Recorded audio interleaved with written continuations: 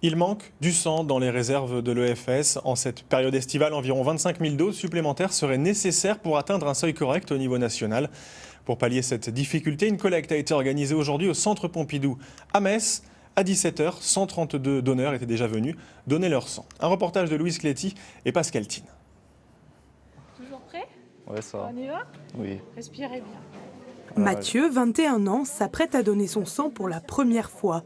Informé par les réseaux sociaux de cette collecte insolite au Centre Pompidou, bien qu'un peu stressé, il s'est décidé à se lancer. C'est un lieu de passage où je vais souvent. Plus, je connais assez bien l'endroit. Donc je me suis dit, vas-y, il y a tellement de facteurs qui font que je pourrais y aller. Ce serait criminel de ne pas y aller au final. Mais ailleurs, non, j'aurais pas été.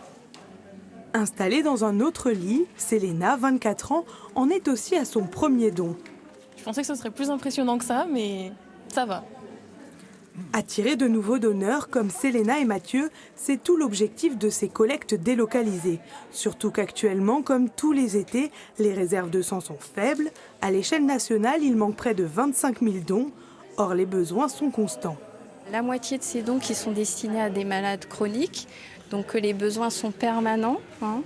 On sait que il nous faut chaque jour 10 000 poches dans toute la France pour pourvoir aux besoins des malades. Le Centre Pompidou donne de la visibilité au don du sang et inversement. Grâce à cette collecte, certains donneurs découvrent le musée. D'ailleurs, les 50 premiers se sont vus remettre une entrée gratuite.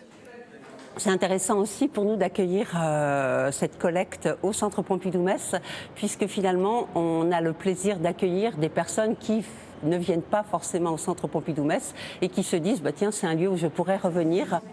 Au don du sang aussi, il faut y revenir et c'est possible toute l'année dans les maisons du don.